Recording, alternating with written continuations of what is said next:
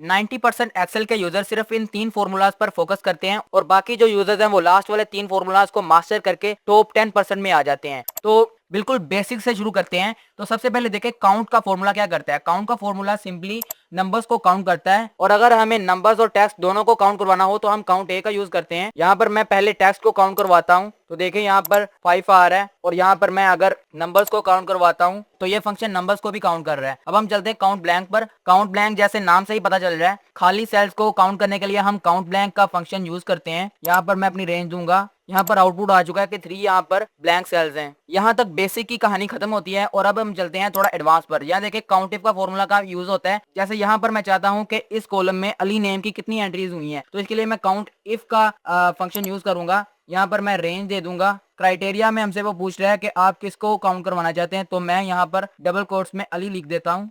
तो यहाँ पर उसने बता दिया कि यहाँ पर अली 4 दफा एंटर हुआ है। अगर आपके पास कुछ ऐसा क्वेश्चन आ जाता है जहाँ पर आपसे पूछा जा रहा है कि आपने क्लास 10 के बच्चों को काउंट करना है जिसका क्राइटेरिया उन्होंने ये सेट किया है कि जिनके मार्क्स जो हैं वो 60 से ग्रेटर होने चाहिए, तो इसके लिए हम मल्टीपल कंडीशन के लिए काउंट इफ का फॉर्मूला यूज करेंगे। इसके लिए क्राइटेरिया रेंज 1 पूछ है तो मैं इसको दे देता हूँ। इसमें क्राइटेरिया जो है हम 10 एंटर करेंगे।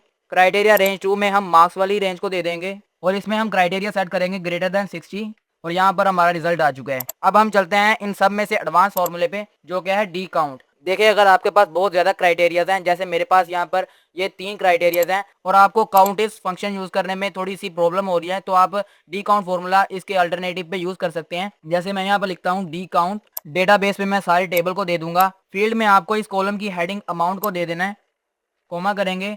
क्राइटेरिया में हम इस सारी रेंज को दे देंगे। तो ये एक्सेल ने हमें काउंट करके 10 आउटपुट दे दिया है। अगर यहाँ पे मैं स्टेटस को अप्रूव्ड से पेंडिंग पे सेट कर देता हूँ तो यहाँ पर देखें आउटपुट भी अब चेंज हो चुका है।